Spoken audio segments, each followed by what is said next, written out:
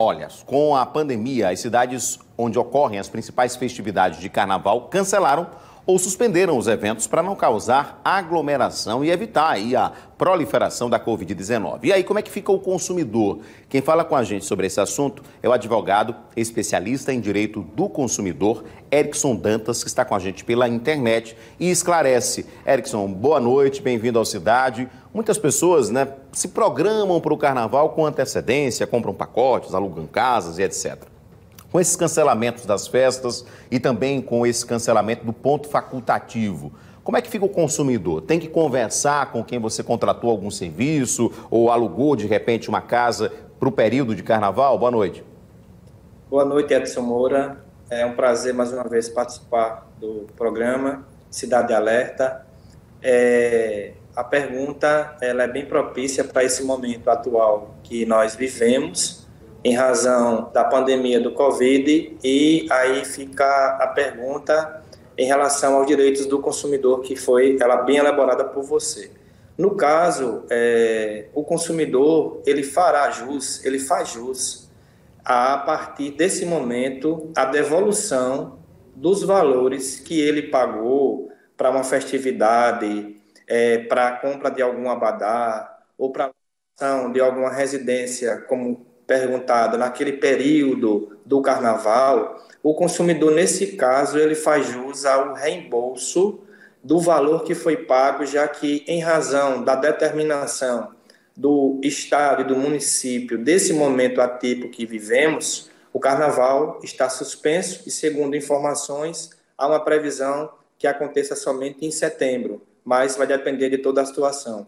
Mas, enfim, os fornecedores aí, no caso, que patrocinaram eventos, que fizeram vendas de abadás e de outras situações que houve uma negociação com o consumidor, eles têm que devolver ao consumidor o valor pago. Se o valor foi pago em cartão de crédito, o fornecedor deverá solicitar o estorno. Se o valor foi pago em espécie ou em transferência, também esse valor deve ser ressarcido ao consumidor. Agora, doutor, em relação, por exemplo, àquele evento que tenha comercializado, no caso, ingressos, etc., e não queira pagar isso aí, isso pode ser levado para a justiça se não houver uma negociação, um acordo, na verdade, com o consumidor? Sim, pode ser levado para a justiça, porque aí, no caso, primeiro deve-se tentar resolver a situação amigável, conforme a pergunta bem elaborada foi feita. E se não existir essa tratativa amigável, o caminho é ir até o PROCON, que é o órgão administrativo, e se não existir êxito nesse acordo lá do fornecedor e o consumidor junto ao PROCON, o consumidor faz jus a procurar aí as vias judiciais. Orientamos, Edson, que cada fornecedor, que da mesma forma que antes fez o anúncio da venda de abadás ou de outra situação que o consumidor tentou adquirir e não vai poder usufruir devido a esse momento atípico, orientamos que da mesma forma que o anúncio foi feito a respeito da venda, que também o fornecedor possa criar canais de autoatendimento, que o fornecedor possa informar na homepage do evento onde iria ser realizado, que o fornecedor possa mandar mensagem por WhatsApp, que o consumidor também possa ter esse acesso, para que haja uma política e uma credibilidade do fornecedor junto ao consumidor, para que no futuro, se o consumidor tiver interesse, ele possa usufruir desse serviço. Mas, de imediato, caso o consumidor pretenda ser ressarcido, deve ser obedecida essa política.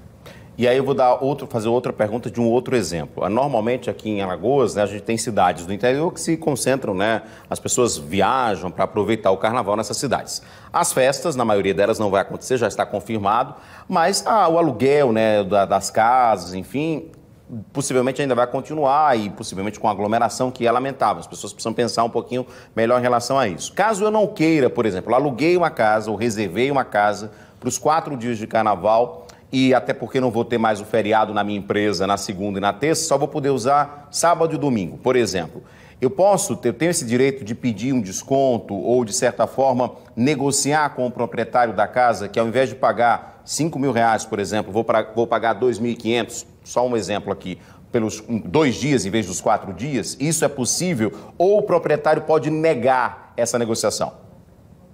É possível que exista, é possível sim essa possibilidade, até porque o valor que vai ser pago por um período, e se aquele período o consumidor ou quem vai alocar a casa, no caso aí, não vai poder usufruir daquele período na integralidade, caso queira usufruir só de 1 dia ou 2 dias, deve-se pagar o valor proporcional aos dias utilizados.